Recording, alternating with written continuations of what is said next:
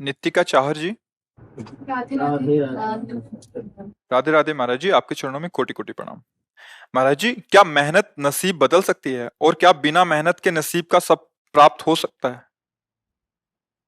हाँ, उसे मतलब आप ग्रामीण भाषा में प्रश्न कर रहे हो। उसे शास्त्रीय भाषा में पुरुषार्थ कहते हैं। मेहनत का मतलब पुरुषार्थ। अगर प्रबल पुरुषार्थ है तो बुरे प्रारब्ध को मिटा सकता है और नवीन सुख सामग्री को सजा सकता है। पर प्रबल पुरुषार्थ होता है परोपकार। दूसरे के भारी समस्या दुख में सम्मिलित होकर उसको मिटा दो और भगवान का स्मरण करो।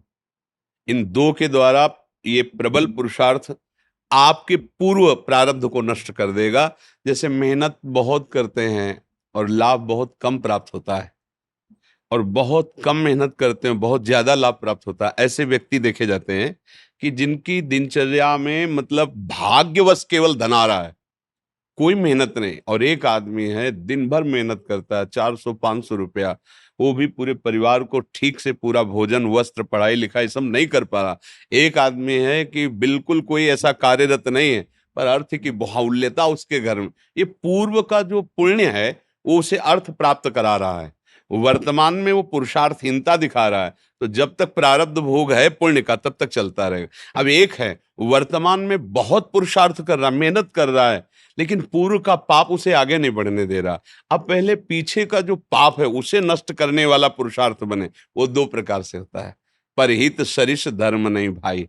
दूसरे का किसी का ऐसा हित हो जाए जो असहाय है, असमर्थ है, रोगी है, परेशान स्थिति में, हम उसका सहयोग कर दें बिना किसी स्वार्थ के और प्रभु का नाम जप करें। इन दो के द्वारा हम पुराने पुराने कर्मों का परिणाम जो हमें आगे नहीं बढ़े उनको हम नष्ट कर सकते हैं। तो हुआ तो ये भी प्रयास ही ना, मेहनत ये भी तो हुई ना। नाम जप करते हुए दूसरों के सुख की भावना में अपने कर्तव्य का पालन करते हुए, तो ये पुरुषार्थ आपके पूर्व प्रारब्ध का नाश कर सकता है। भाग्य से ही सब कुछ मिलता है ऐसा नहीं है, भाग्य भी काम करता है।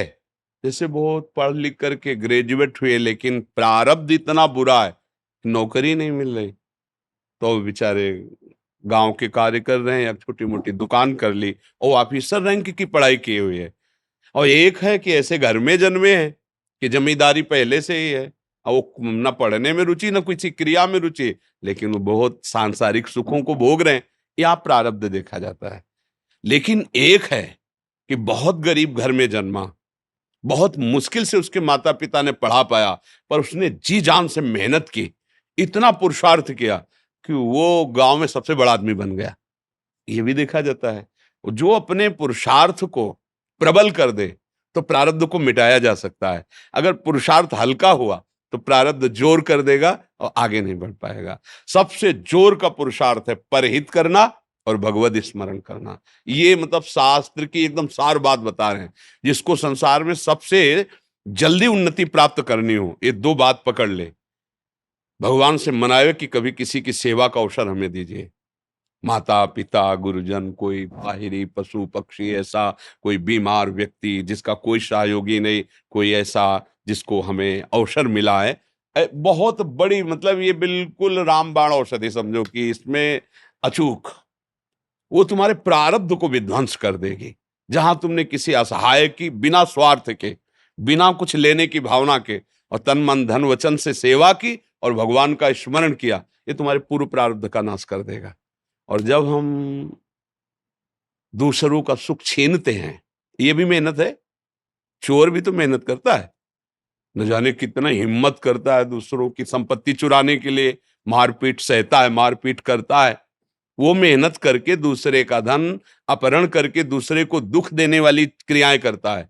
तो उसकी ये मेहनत, उसके पूर्व के पुण्य जो जमा है आगे सुख देने वाले, उनका नाश प्रारंभ हो जाता है। पूर्व का पाप और वर्तमान का पाप, ये जब दोनों मिलेंगे तो किसी काम का नहीं कहते मिट्टी में मिल गया, किसी काम का नहीं, सब विध्वंस हो जाता है। इसलिए सदाचरण करो।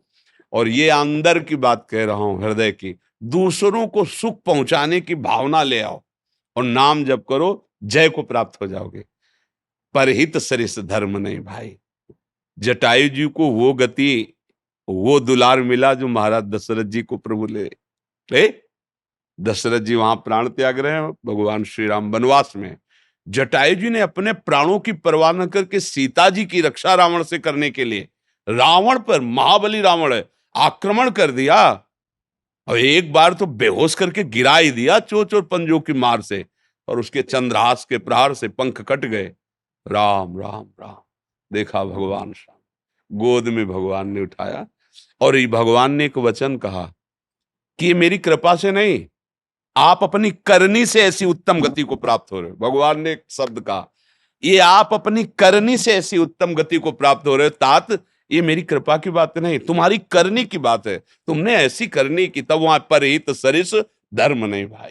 अगर प्राण भी चले जाएं दूसरे के हित में तो भगवान को प्राप्त होता है। बहुत बड़ी बात है, हम ऐसा पुरुषार्थ करें कि अपने प्रारब्ध का नाश कर दें। जो हमारा बुरा प्रारब्ध हमको नष्ट करने, हमें दुख देने, हमें विपत्ति में फंसाने आया, मंगल हो जाएगा। भगवान का नाम और दूसरों को सुख प्रदान करने की भावना।